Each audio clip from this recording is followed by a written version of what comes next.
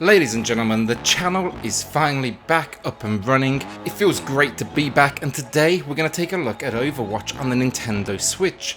Will this be your new go-to shooter for the Switch?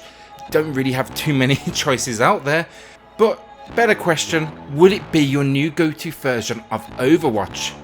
Let's jump in and take a look. I wake up, flex, down that check, no drip is wet, tell them run it on. So before we get started, hit that subscribe button, hit that like button, share it with your friends, it truly is appreciated. In the next week, we're going to get back to 3 videos a week. We have reviews coming up, we're going to be ranking the best games of the year for the Switch, the PS4, the Xbox, and finally, a long overdue Games Room tour. With that, Overwatch for the Switch. So Overwatch, for those that don't know, which is, to be honest, probably no one, but we're going to do this anyway, it's a versus mode FPS.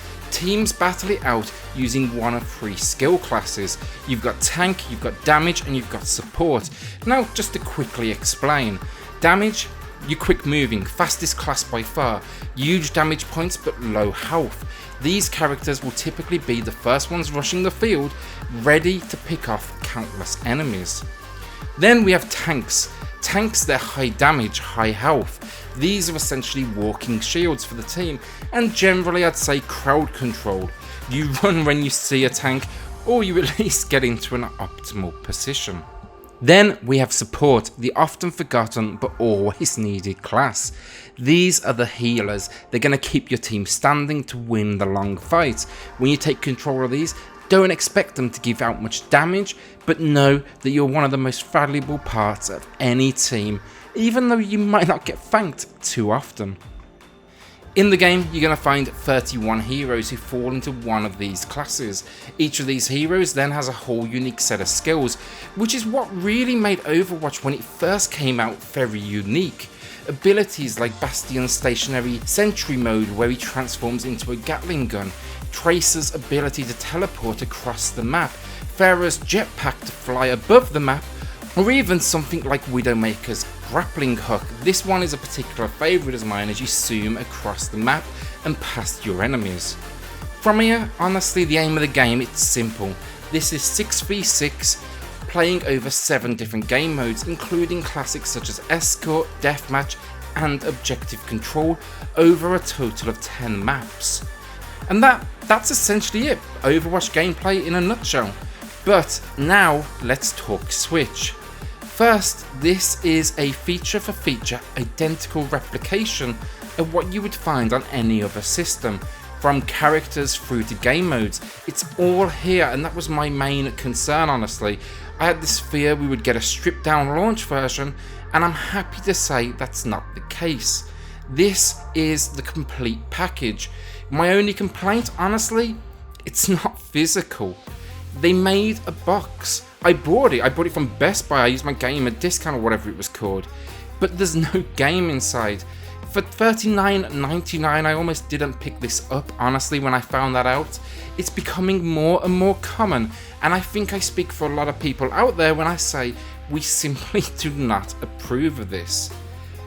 That being said, I still did go out and pay for it though, and I guess I supported that model, so I've got to do a better job of basically taking a stand against these things, but I mean, it's Overwatch, I had to play it. Now when it comes to gameplay, the translation's great, it works just like any other version. Controls are responsive, the abilities are mapped to the shoulder triggers, which works as great as ever, and for my time with the game, the frame rate, it stayed at a solid 30 frames per second docked and handheld. And yes, you heard that right, 30 FPS. This is the first real downgrade we see. This is not the 60 FPS we're going to be used to on the PS4, the Xbox, the PC. And to be honest, after a lot of time playing on the Xbox version, I can say it's definitely noticeable, but it's not a deal breaker. My precision initially did take a hit slightly, but once I got used to it, it's not so bad. What I will say though is, if we ever get crossplay, let's say between the Switch, PS4 and Xbox, then I can tell you that everyone on the Switch is screwed if we're competing against 60 FPS competitors. Now when it comes to controls, Pro Controller all the way, without a doubt. I did actually struggle honestly with the Joy-Cons here. You do need immediate access to those triggers, and for me that just doesn't work. These are typically split-second reactions and they're just not built for it. The layout, it just doesn't make for a comfortable way to play. The Pro Controller was absolutely built for this one. I wouldn't suggest any other way of playing unless you absolutely need to. I might even invest in the Hori Split Pad Pro. It's definitely a worthy add-on for Overwatch.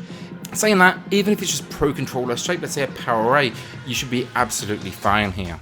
Last with gameplay, let's talk gyro controls. I'm telling you now, this just isn't for me at all. It works, I'll give it that. I played a couple of games with it and it's definitely fun in its own way.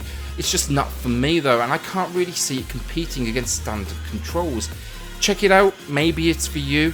I'd love to try it in a single player experience, but not here in a competitive environment. Okay, so let's get on to graphics, and it's not bad at all. 900p docked, 720p undocked. It's noticeable again, but really not all that bad. What you're going to notice is if you played the other versions, the textures are, well, slightly lower quality obviously, the characters are definitely less sharp, and the colours, they're a bit more washed out. Overall though, it's a good looking game on the Switch.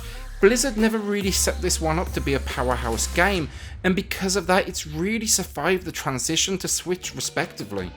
I never felt disappointed when I was playing on my 50-inch TV, and that 720p undocked, it's more than enough on such a small screen. It's the same great visual treat you're going to find everywhere else honestly. It's larger than life characters running around fantastic maps. I love it as much as ever, and this is the only way I get to play it handheld, so that's a really cool feature, and definitely worth the trade in graphical power.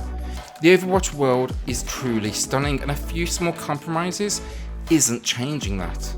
Finally, audio, and this again, it's identical. I'm not going to say much, but it's the same as ever. Character faces are, they're fun, they get repetitive obviously. Music, to be honest, I barely ever notice, but it does enough. And the sound effects, they make each and every weapon sound unique. This is an online game after all, and in that sense the audio does everything you need it to. Don't go in expecting, emotional cues, dramatic lines.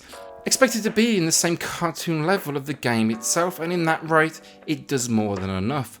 Now when it does come to audio, one thing I definitely want to mention is the fact that this thing has native voice chat, and I couldn't be more thankful for it. When it comes to Overwatch, I actually love jumping into the voice system and chatting to my friends or my teammates online. I think it makes for a whole completely different experience. So with all of that, will this be the Overwatch I'm turning to from now on? For me, to be honest, on the Switch, I'm actually going to stick to Paladins, and I'm going to save my Overwatch time for Xbox One.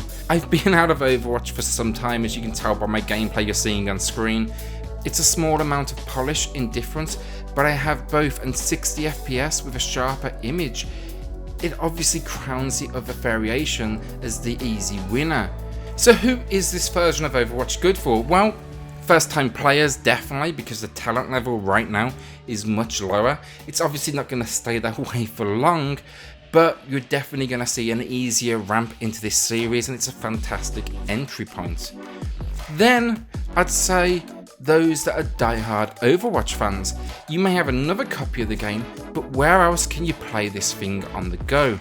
Finally, if Switch is the only console you play on, absolutely jump in here now.